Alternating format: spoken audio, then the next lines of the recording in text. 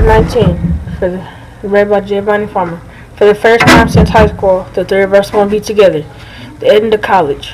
You got accepted into Excess Med, Sampson called out cheerfully to Remick and George one sunny morning. Access Med was a program that allowed primed college students to finish their senior year and take half of their first year of medical school classes at the same time. Cool, said Remick. I know you two would get accepted, George said slowly. Sampson, you're one of the few dudes who ever got an A+ in organic chemistry. You've got a 3.6 grade point average and are about to graduate cum laude. What can I say? Smarts just live here in the beautiful body, Sam joked. And you, Remick, George continued, have a 3.4 GPA and better study skills than anybody I know. Well, maybe now we have a better chance to survive that first year. I heard it's a killer, Remick said quietly. Yeah, but we can handle it, Sampson told him. So how does this work? Remick asked. Let's see what all this paperwork says, Sampson replied. We'll have to transfer regulars for afternoon classes, while we take morning classes at Robert Wood Johnson Medical School. Sounds like a dream come true, but you know what that means, don't you, George asked. Yeah, it means for the first time since high school, the three of us won't be together, Remick replied, a serious look on his face. Well, we knew this would happen eventually, George said. My plans all along were to go to dental school. George had been accepted at the University of Medicine and Dentistry in Newark. I'm looking forward to it, but it's going to be hard not having you two to hang with every day. Yeah, I know, Sampson said. Don't worry. We're still going to be there for each other. The three friends who had seen each other through rough spots and failures, through success and laughter and sorrows and close calls, would have to split in order to reach their final dreams. Carla Dixon promised to be there for George and call him every week to encourage him. Remick and Sal packed up and moved out, but they stayed close to George, catching up with him almost every weekend.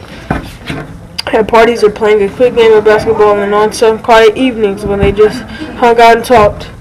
One night, after a particularly loud, serious party, the three of them sat together talking about old times, laughing about teachers and classes, and relaxing in each other's company. You know, Sampson began, I don't even know if I really even want to be a doctor. I mean, it seems cool and all, but I just don't know if it's for me. The other two said very little, but gave him the silent support he needed. Why you feel like that? George asked quietly. Remember that the time we got the chance to watch that surgery and I bumped the surgeon while he was making the incision? I'll never forget how he screamed at me, yelling, "What are you doing? You're in my way." Sampson sighed. Yeah, but that can happen to anyone if they've never been in an operating room before, Remick told him. Well, I felt out of place and off balance. Even more, I wanted to give that surgeon something to think about for raising his voice at me. Maybe I should change my major to business. I'm also with numbers and calculations. Math comes so easy to me. I'd be a great entrepreneur. You would be an even better doctor, Remick told him with authority. Sampson continued, trust me, if not for our agreement to stick together, I would have switched majors a long time ago. Besides, 4 years of college, 4 years of medical school, and the residency is way too long. I need to get my career started. My family is dependent on my success, and they can't wait too much longer for me to make it. My family, upon mine, they can't wait too much longer for me to make it. You know the grass always appears greener on the other side, George said. I think you're in the wrong place where you need to be, Sampson continued. Whatever, I talk to the students all the time who say their lifelong dream was to be a doctor. That's not how it was for me. I just stumbled into this program, and now that I'm here, I'm not sure if that's what I really want. I get scared and unsure of myself, too, man.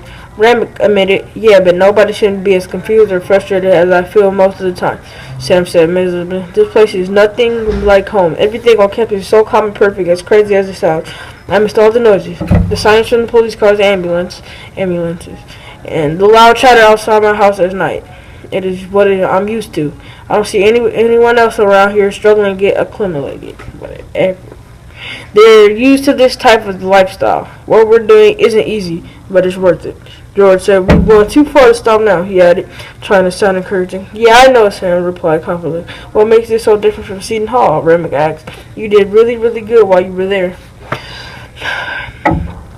That was preparation, just classes designed to get us ready. This is the real thing, and the environment is different. The work isn't the difficult part. Sometimes it feels as if I am out of place here and invisible to everyone. Two leaders like being on another planet. I know the administration has programs set up, but they don't always connect, Sampson debated. George, on the other hand, was really enjoying dental school. It was not difficult. It was not difficult not being with Sam and Remick every day, but he loved his classes, and for the first time, he really worked diligently to study and master the material. For a while, he lived at home, then in his mother's old apartment when she bought a house. He and his mother were very close. And he knew how hard she worked to make his dreams come true. I don't like you working all these hours, Ma, he told her when she took on a part-time job to help him pay his college tuition. You be working 14 hours a day and coming home late at night. I worry about you, Ma, he said. I'm just fine. All you gotta do is pay me back to become a dentist and make me proud. I feel guilty sometimes, Ma. You doing all this for me, he told her. When you have kids of your own, you'll understand, she said. Now go study. She kissed him on his cheek and went into her own room. Even the people in his own neighborhood seemed to be proud of him. At least most of them. Men would stop him on the street and ask him, how's all that college stuff going, boy? And George would nod and smile and give them high fives. Women sometimes fixed the meals, and even the kids looked up to the neighborhood boy who walked down the streets carrying thick books well beyond their comprehensions. He relaxed, feeling comfortable on the streets that he ran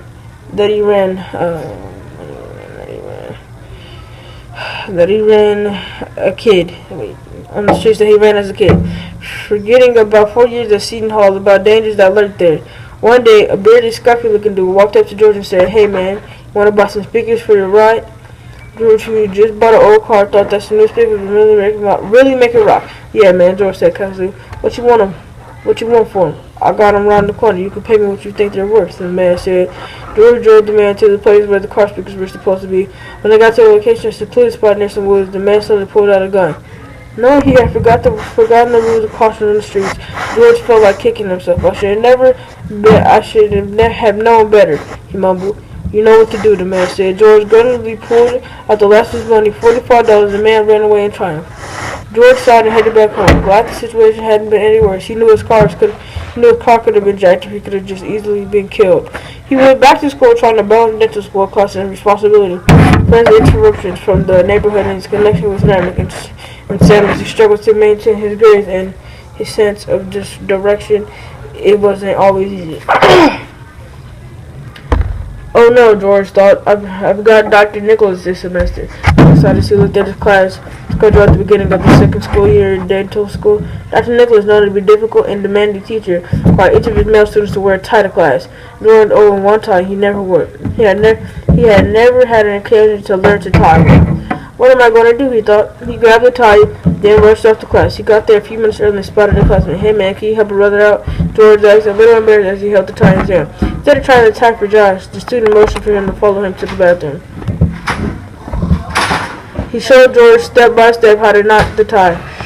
Then he untied it and let George try.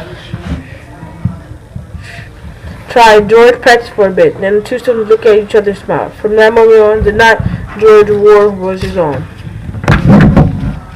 Conversation with Dr. George Jenkins.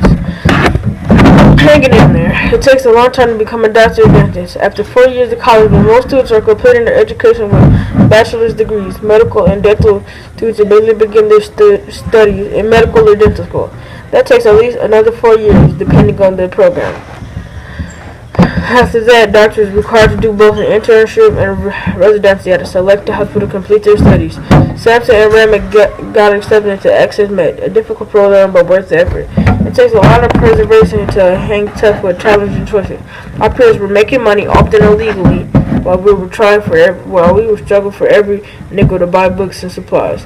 Our family, although supportive, could not possibly understand the pressure we lived with. It takes the support and understanding of close friends to make it through. Try to find someone with goals that are similar to yours, and use each other for strength and stability. When Sampson and Remick were in medical school, I was in dental school. It was rough not being together every single day, sharing constant conversation and support. Inner doubts and fears were very normal. We all had them. Sometimes people try to suppress feelings of uncertainty and inadequacy. Just to appear tough on the outside, I think it's much better to share those feelings and talk about them. It's amazing that to help you receive from supportive family and friends. If you not acknowledge your feelings, it's because Sam was able to talk Some were able to talk to us. We were able to walk with him through a difficult time. Each of us needed the other understood this process. None of us would have made it without the other two.